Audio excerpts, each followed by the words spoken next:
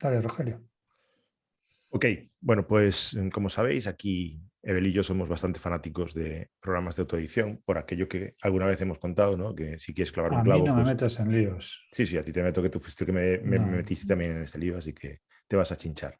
Como decías tú sabiamente alguna vez, una de las pocas cosas no, con consenso que obviamente tú seguro. dijiste, es más fácil clavar un clavo con un martillo que con un destornillador. Puedes utilizar un destornillador para clavar clavos, pero con un martillo probablemente acabes antes y con menos esfuerzo.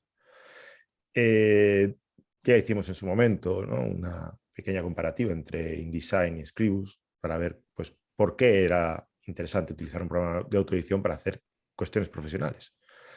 Y no depender de Word, aunque tenga muchos scripts, muchas automatizaciones y muchas cosas que ya han ido copiando de los programas de autoedición a lo largo del tiempo, porque claro, cuando nosotros empezamos en esta historia, yo recuerdo el WordPerfect, ¿no? y WordStar y algunos de estos procesadores de textos que funcionaban con comandos. Y Pero no puedes hacer una presentación sin que parezcamos abuelos cebolleta. no, porque para Tío, eso vale. tendría que tener 20 Déjalo, años déjalo menos en. y Yo he conocido otras herramientas. Y ya está. eso es. Otras herramientas que funcionaban con comandos incluso y sin ratón. Entonces, pues, de repente un día apareció PageMaker en un pequeño Mac L2, LQ2, ¿no? Y El claro, L2C, ¿no?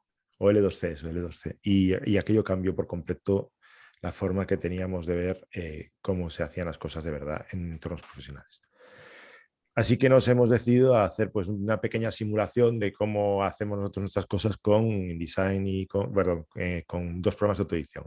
Hemos elegido Scribus porque Scribus es gratuito, open source, que es algo que está muy bien, y además tiene capacidad para los que sois trasteadores natos para tirar de scripts.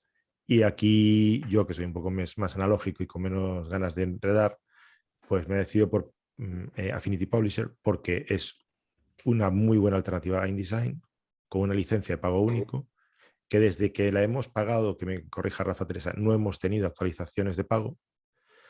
Yo empecé en la versión 1.01 y estamos en la 1.10.5 y no hemos hecho ninguna actualización de pago. Sí, ninguno. Y salvo algunas cuestiones en las que InDesign evidentemente tiene mucho tiempo y mucho eh, camino recorrido y algunas capacidades que desde luego desbordan las de Publisher, también a otro precio completamente distinto. La verdad es que Publisher es un programa súper competente, que tiene un motor gráfico fantástico, que mueve lo que le pongas encima con una soltura envidiable y que además tiene la posibilidad de trabajar directamente con las otras dos aplicaciones de Affinity, que son Designer y Photo, prácticamente sin salir del programa. Y eso es una pequeña maravilla tecnológica que supongo que en algún momento los de Adobe echarán el ojo y decirán que deben copiar, ¿no? ¿Qué vamos a hacer? Pues vamos a montar un pequeño documento, ¿no? Vamos a suponer que estamos haciendo un documento con texto y fotos y pasar por todo el proceso de montaje.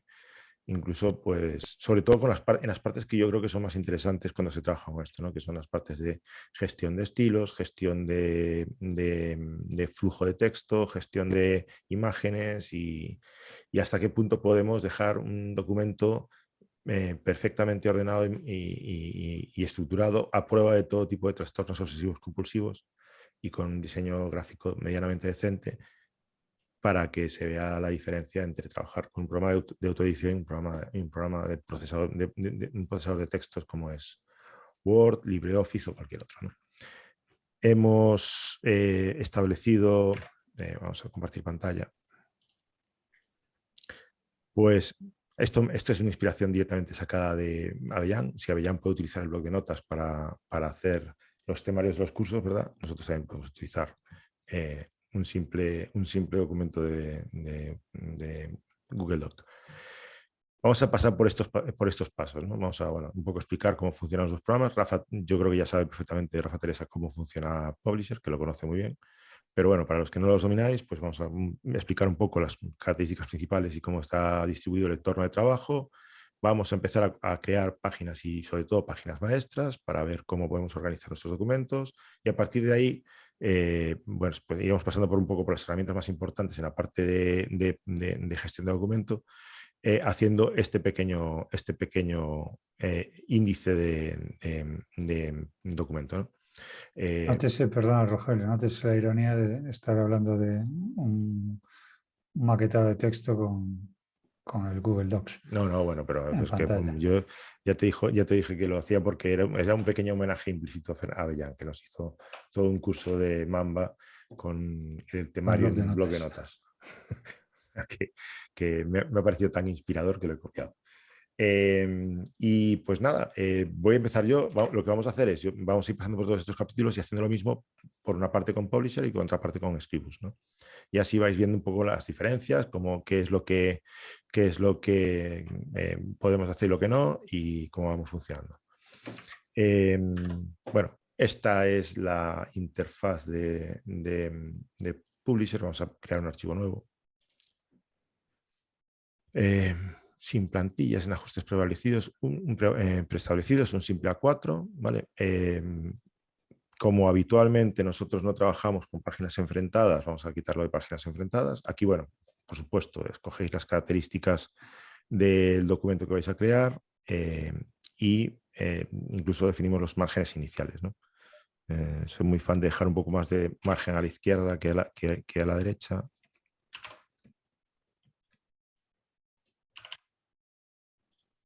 Y nada más. Y a partir de ahí creamos el documento. Bien, el espacio de trabajo de Publisher es bastante sencillo.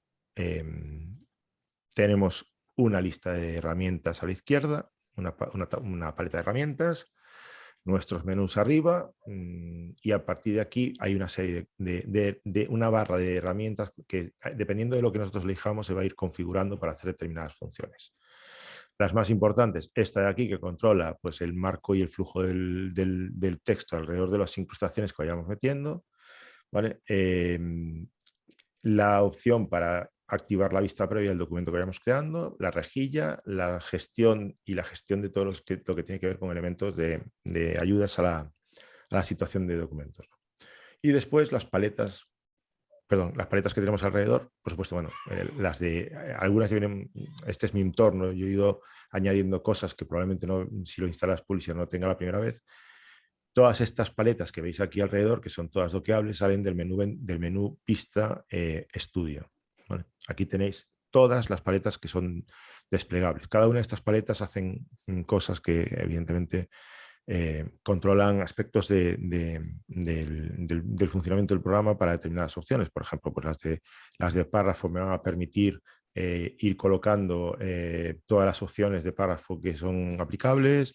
Las de estilos de texto, pues me tienen todos los estilos de texto aquí. Es esta paleta de aquí, en donde tendría todos los estilos iniciales.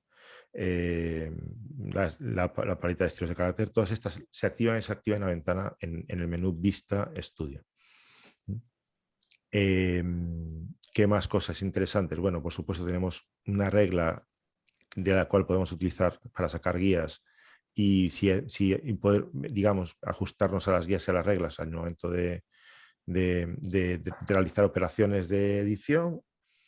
Y pues un poco más, ¿no? La verdad es que es muy sencillo. Algunas de las paletas tienen previsualizaciones como la de navegador. Tenemos un historial de actuaciones para poder regresar a una determinada posición del historial, como si trabajáramos con Photoshop o con algún programa de este estilo, ¿vale? Yo he agrupado mis cositas de dibujo y de trazos y demás, las he agrupado en una segunda parte que es la de color, muestras, trazos y demás. Y después toda la parte de estilos y gestión de tablas. Bueno, se me ha ido, no sé dónde está. Aquí.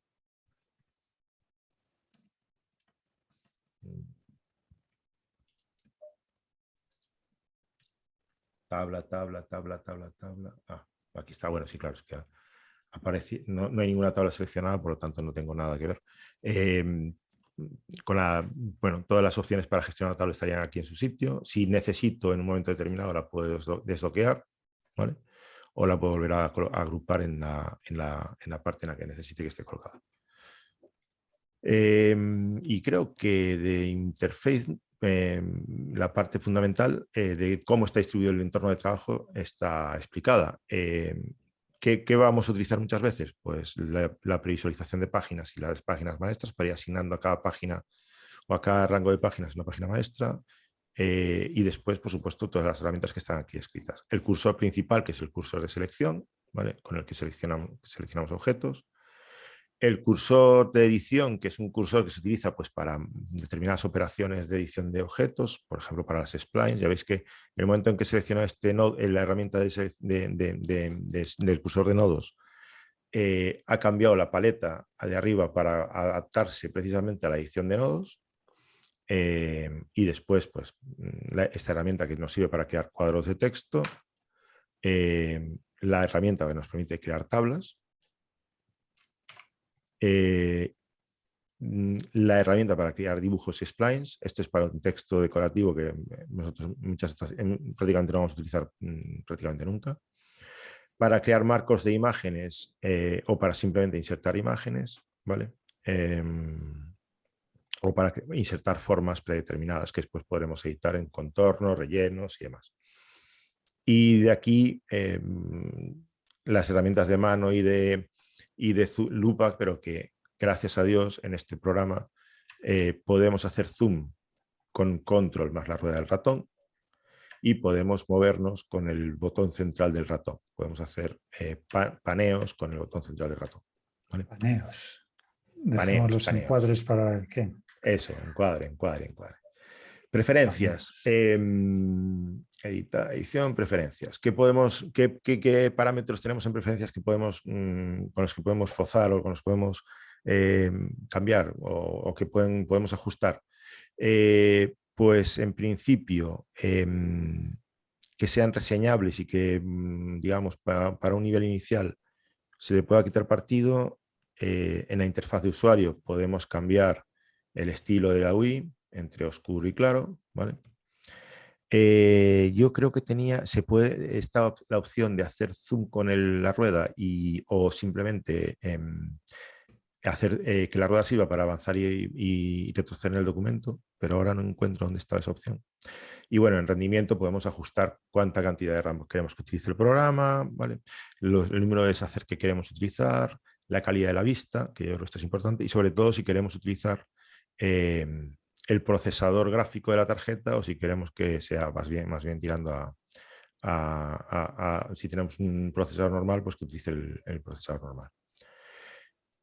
Y creo que no me queda, quería a ver si encontraba ese parámetro de uso de interfaz de usuario, está en interfaz de usuario, pero bloquear capa pero no, ahora mismo no la encuentro. La encontraré en algún momento.